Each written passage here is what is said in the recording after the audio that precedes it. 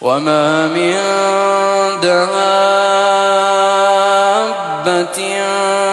في الأرض ولا طائر يطير بجناحيه إلا أمم أمثالكم ما فرطنا في الكتاب من شيء ثم إلى ربهم يحشرون.